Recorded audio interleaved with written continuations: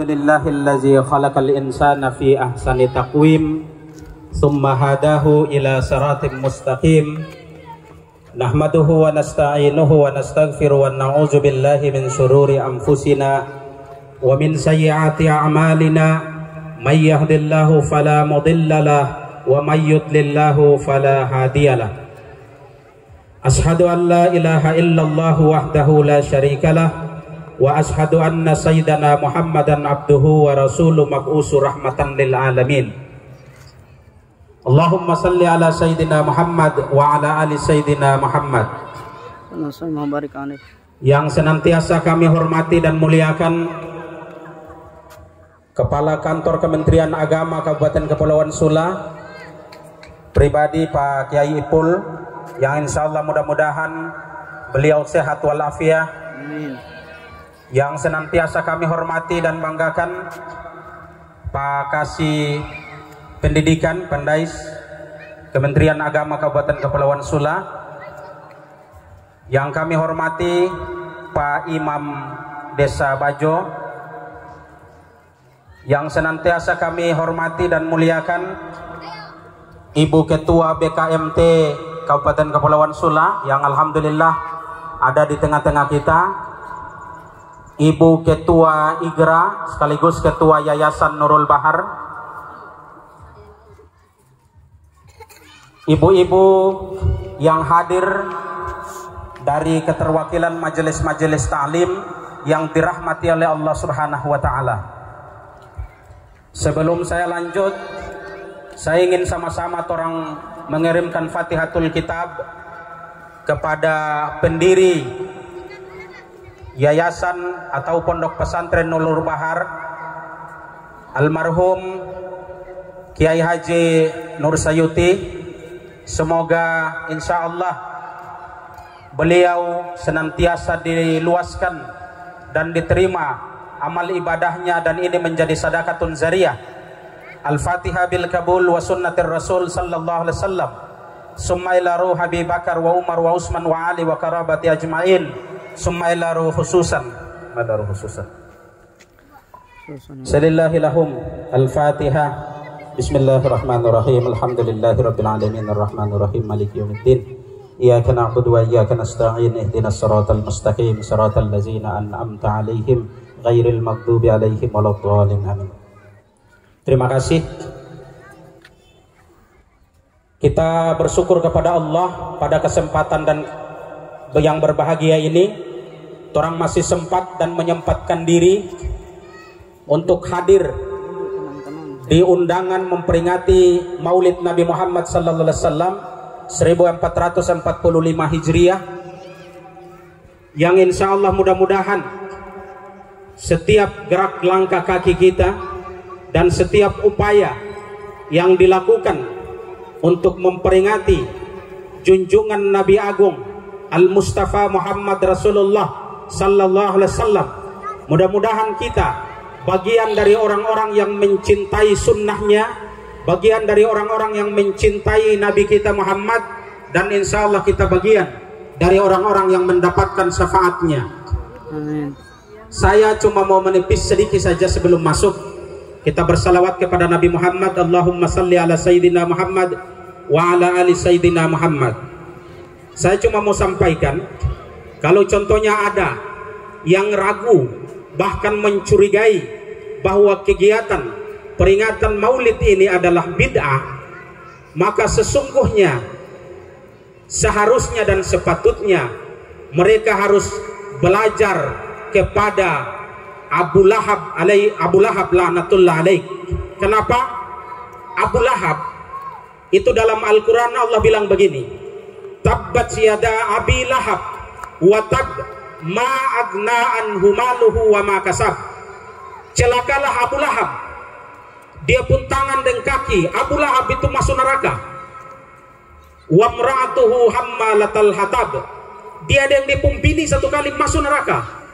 Tapi apa yang terjadi oleh Nabi sallallahu alaihi wasallam ketika malamnya Rasulullah mau lahir, Abu Lahab ini yang jago provokator ini, jadi Abu Lahab itu simbol provokator. Jadi kalau ada provokator hari ini, mereka adalah simbol Abu Lahab dan Abu Jahal. Kenapa? Abu Lahab itu Allah nyatakan dia masuk dalam neraka. Dia punya kedua tangan dan kaki. Tabbat yada Abi Lahab. Kedua tangan Abu Lahab, neraka tempatnya. Dia dan istrinya ditempatkan di neraka. Tapi kemudian Nabi Sallallahu Alaihi Wasallam dalam sebuah ungkapan hadisnya mengatakan bahwa Abu Lahab setiap hari Isnin atau hari Senin, Abu Lahab itu terbebas dari siksa kubur. Apa yang membuat dia terbebas? Ternyata pada malam itu, detik-detik subuh menjelang kelahiran Nabi Muhammad, begitu berita kegembiraan tentang datangnya Nabi Muhammad, lahirnya Nabi Muhammad sampai di telinga Abu Lahab. Abu Lahab juga turut simore. Tahu simore?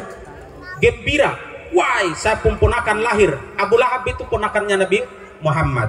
Nabi Muhammad pun paman. Dia tidak pernah bersyahadat, dia menentang Islam, tapi dengan gembiranya saja, baru gembira. Dia gembira, wah saya pun ponakan lahir. Hari itu dia sembelih hewan, dia membebaskan satu budak. Dia kemudian karena kegembiraannya, dia dibebaskan dari siksa kubur. Kalau Abu Lahab yang Islam saja, yang bukan Islam saja, yang tantang Nabi secara terang-terangan saja, yang mempropaganda dan provokasi secara terang-terangan saja, mendapatkan bagian keistimewaan karena dia turut serta menggembirakan.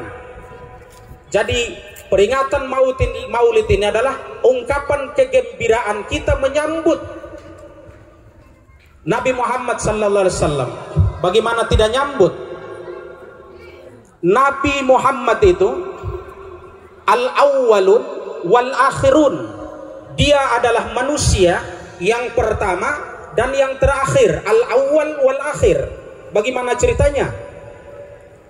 Ketika Nabi Adam diciptakan oleh Allah, jadi 6 macam tanah. Kalau orang di Al-Khairat dulu, orang belajar Nabi Adam diciptakan dari jenis-jenis tanah, termasuk salah satunya adalah tanah Baitul Maqdis di Palestina. Diciptakanlah Nabi Adam. Begitu Allah meniupkan ruh kepada Adam, begitu dia bangun angkat kepala, ternyata di gerbang arsnya Allah, surganya Allah, tertulis kalimat thayyibah, la ilaha illallah Muhammadur Rasulullah. Jadi Nabi Adam saja setiap dia berdoa, dia menggunakan nama Nabi Muhammad, dan seluruh para nabi menggunakan nama Nabi Muhammad sallallahu alaihi wasallam. Allah tanya sama dia, ya Adam, bagaimana kau engkau mengucapkan permohonan menggunakan nama Muhammad padahal dia belum ada? Dia bilang, ya Allah, sekiranya kalau nama itu biasa-biasa saja, maka tidak akan mungkin disandingkan dengan namamu yang mulia. Ketika namamu disandingkan dengan nama Muhammad, maka Muhammad bukan manusia biasa-biasa saja, tapi dia manusia luar biasa. Bagaimana tidak? Alam dan semesta ini diciptakan dari Nur Muhammad sallallahu alaihi wa alihi wasallam. Makanya di dalam kitab Al-Barazanji, jadi saya kadang duduk-duduk bingung, kenapa orang yang seng ada hubungan pertalian dengan Nabi saja berani dengan nada tentang kullu bid'atin dalala wa dalalatum finnar. Dia salah memposisikan sebenarnya yang dimaksud dengan bid'ah oleh Nabi. Salat maghrib misalnya, maghrib itu berapa rakaat? 3 atau apa? Ya, 3. Oh iya, 3 rakaat. Terus katum bikin 4, itu bid'ah. Itu baru bid'atun dolalah, bid'ah yang sesat. Salat misalnya, makanya Nabi Muhammad itu datang dengan membawa 2 konsep dasar. Yang pertama, Nabi bilang, saya tidak diutus oleh Allah di muka bumi ini kecuali untuk menyempurnakan akhlak manusia. karena kebobrokan Arab pada saat itu sudah masuk pada zaman jahiliyah dan bahlul. Bahil baru bahlul.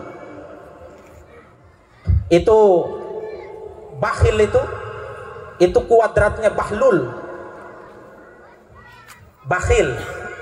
Jadi Abu Lahab, kemudian Abu Jahal itu tokoh provokator. Jadi kalau sekarang di medsos itu sering ada provokasi dan seterusnya. Kemudian orang berpikir, oh inilah grupnya. Karena waktu itu di mana dakwanya Nabi, setiap Nabi berdakwah di mana saja pasti diikuti oleh. Jadi di mana ada Muhammad, di situ ada Abu Jahal dan Abu Lahab. Dorang dua tuntun ikut terus. Dorang mau ikut. Sampai satu ketika dua ini penasaran. Ketika Nabi senantiasa melantunkan bacaan-bacaan Al-Quran, dua ini penasaran. Dong seng suka, tapi dong penasaran. Akhirnya satu ketika dua baku janji, tara boleh lagi dengar itu bacaannya Nabi Muhammad itu. Jangan lagi dengar lagi bacaannya Muhammad bin Abdullah, dong saya bilang Muhammad Rasulullah. Karena saking bencinya.